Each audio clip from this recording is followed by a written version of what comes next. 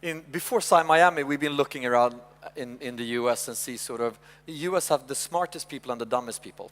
So you can find people that believe anything and you can find people that can create anything. And out in the street, it could sound something like this. Have you heard the new iPhone came out today? I did not know that. We have it here. I just wanted to show it to you and ask you how you think it compares to the old iPhone. Showing an iPad. You know what? It looks really cool. I don't even know how to work it, but it seems intense and fun. Really slim, light. Lighter than the old one? A lot lighter than the old one. It looks like it's a lot smaller, and it is really cool. Yeah, I think it looks much sleeker, it's much lighter, smaller, and I think it looks easy to handle. Sounds good, right? Yeah, okay. How does it sound? It's good. Yeah, it's great. It's Yeah. very fantastic. Thank you. So what does this tell you? Well, this tells you that you need people to trust. You need somebody who, because everything is not true out there online. And that's what we're going to discuss for the last panel of the day. Two of my favorite ex-journalists, turned business leader and journalist still, because you're always a journalist once you're a journalist, Jan Helin and Eva Hamilton.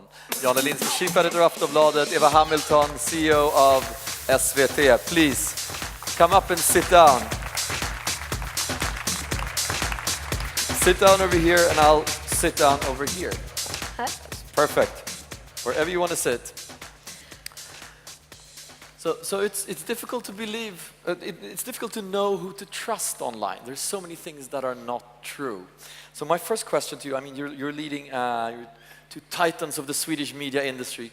Who can you trust? Titan, alltså Ola, you've never said. You've lost your sense of proportion. Titan in the best sense of the You word. never had. No, but the media landscape is transforming completely. Journalism is transforming completely. And what is the difference now when you're leading a media company as opposed to what it was 5 or 10 years ago? What are the new, really major changes? I think one of the absolute biggest ones is that journalists today is very transparent. So if you do not trust the media, you will go to your friends. Might be a good idea, might be not, but you will check on what media tells you. And that, in the long run, that will make journalism a lot better. That will strengthen journalism. But it's a big difference, and this takes like minutes before this process is ongoing. Is this really true? Is this the whole angle? Is there something else to this story? That's where I see journalism is developing. So more of a curator type journalism than sort of the breaking news and being the only one that knows journalists? Well, breaking news is that's not a problem for Eva, but if you're a commercial provider of news, you have a big problem, and that is the cost of producing news is about the same. The cost of distributing it is going down to zero. The cost of copying it is also zero. So any person that controls any significant amount of money will think, that might not be the business I'm, want to put my money into. So journalism has to develop to engage the audience and be better to do that. And I think deliver a platform for your engagement in news rather than just telling the news. And I mean, we heard a lot about what Schibsted are doing. I'm interested to hear, what are you doing at SVT? You do a lot of things in the digital channels as well. What is sort of the new TV arena when you look at SVT? I think it's the old good thing. I mean, the whole thing is about content. If you can deliver the best, exceptional, most engaging, emotional, strong, radical programs that you ever can dream of, then the challenge today is to deliver them on whatever screen, whatever device that you can dream of. And it's as simple and as difficult as that. But before, the TV has been a very difficult place to get into. There's very few programs, and now you can look upon that very differently.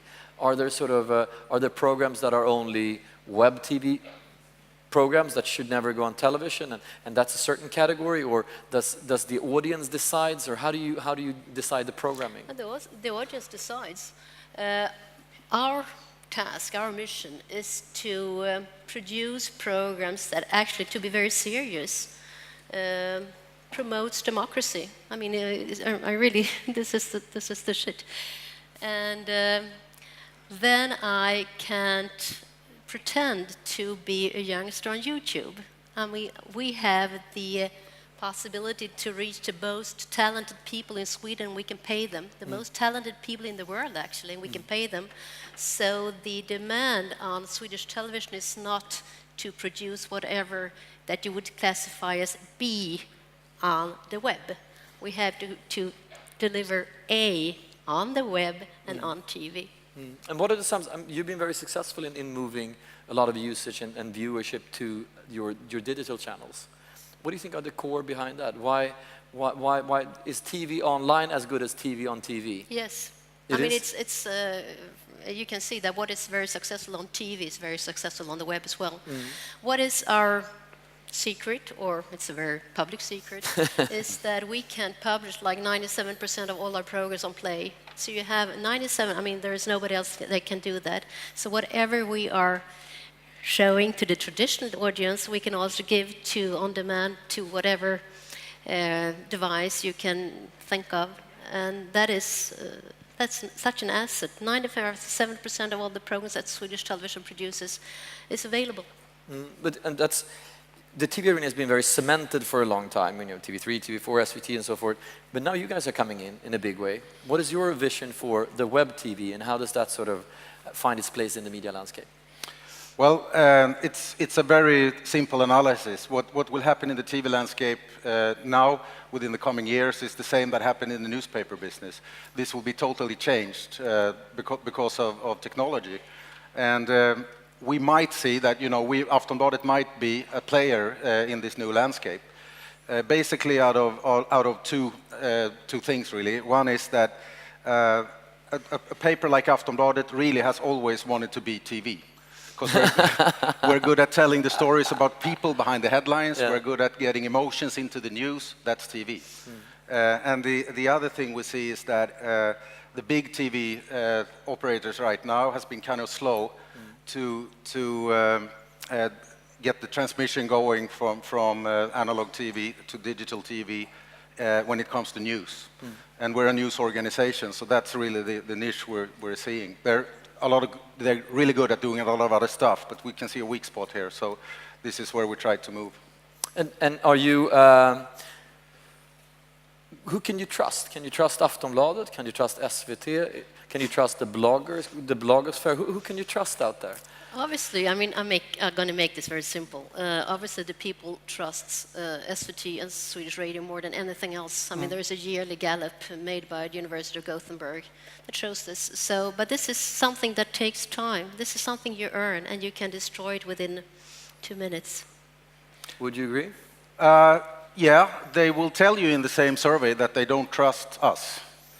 But they do come back to us every day, 3 million people per day. So either they are stupid or they are not telling the truth in this kind of surveys. And I think trust is a very interesting word, but it's also quite complicated. By the way, Ola, you're a nice guy. We can sit here and talk like this, like nice all the time. We're reporters at heart, really. So, and I really need some answers out of this lady. So, is it okay if I take this away for a bit? You need some distance now? Yeah. I need to sit. You know, we need to sit like this. Okay. And don't worry, you can handle this. Okay. You're a reporter. Yeah, okay. We're moving into the TV business. We're being very polite against each other in these kinds of debates. You're being very polite and also very interested in what we're doing. But for real now, let's put away all the civilities and all the nice phrases. For real, are you scared of me? Do you think we have a chance in the TV landscape? When it comes to news, yes and yes. Scared, yeah. Impressed, yes. When it comes to news, I'm impressed. You're fast, you're relevant. Although your journalism is a little bit different from our journalism, it should be. I mean, we have two different needs to fulfill. When it comes to your TV programs, I'm not very impressed so far. How come? Because you are This morning we had a train crash in Stockholm. We were there, we broadcasted for 4 hours. We're talking about news again. Okay, sorry. It's a good TV, program, though. No, we're talking about TV formats, and that's really where you're trying to develop right now, and then you would need a good piece of advice. The formats you're using are the most cheap and most simple formats that Swedish television, TV4, Channel 5, left like 8-9 years ago. I mean, it's like Trafikmagasinet or Filmkrönikan. You put 3 people in a studio, They might be witty, some might be very charismatic, but it's 3 people in a studio. It's not enough anymore. And so far, all your programs are more or less 3 people in a studio. But That's interesting. I'll give you this. You have been very successful in distributing TV programs online with SVT Play and so on. Why did you leave news? Why haven't you been so successful in delivering online news? Yeah. Online, we are beginning to become quite successful, not Aftonbladet standards, but SVT standards and every other TV company standards. Where we are not successful is on the mobile.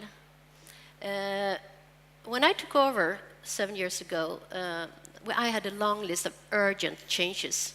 Public service television was in deep shit. And some of the changes are easier than others. To move 900 journalists all over Sweden in 27 different places in a new direction. They had delivered quality journalists for 50 years and they still do, but to move them online is, it's quite a hard thing to do. We have been working very hard on it, and you can see the result online today within very short, and I won't say more than this, I just, seed it here. Within very short, you will also see the result on the mobile phone. Okay. For international... I mean, you can use it on the mobile phone today, but it's not a very easy navigation. It's not a very easy, No, we're looking forward to that. I mean, you took a bold step with SVT Play. Are you afraid of us?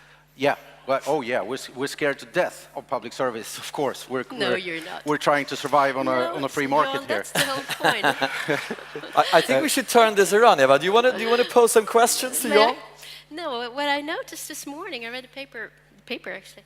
I read it online, that you are applying for a license in the terrestrial net. Yeah. That's very interesting. Yeah. Why do you pick a net that reaches 25 or is used by 25% of the Swedish people when you have access to internet that has access to like 90% of the people?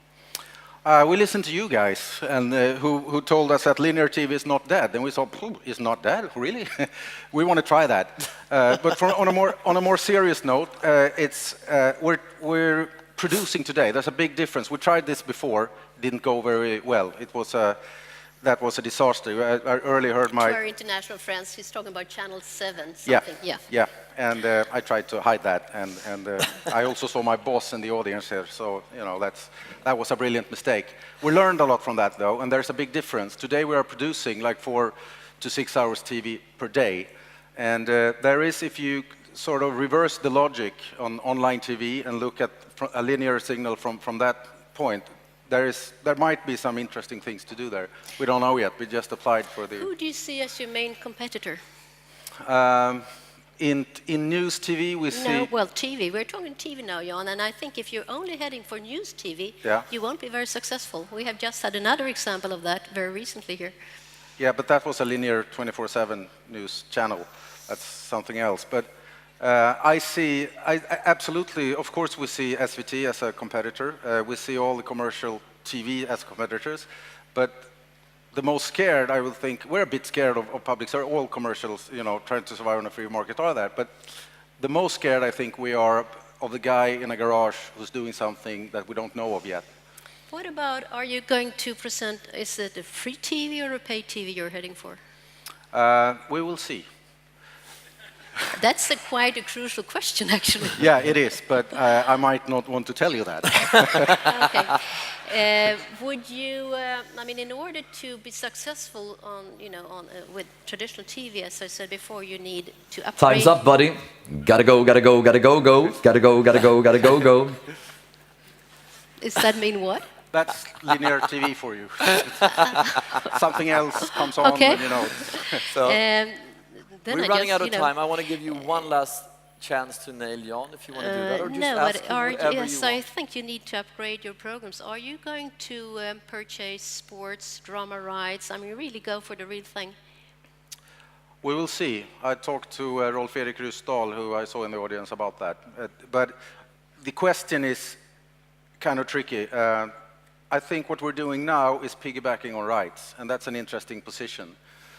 We see how the big commercial TV houses had big problems financing the enormous amount of money that the rights cost. I mean, Sweden is a special country, you would know that. For instance, now it's a big debate about the Olympics. For the first time in Swedish history, the Olympics will be broadcasted by a commercial broadcaster. Are you going for the Olympics games?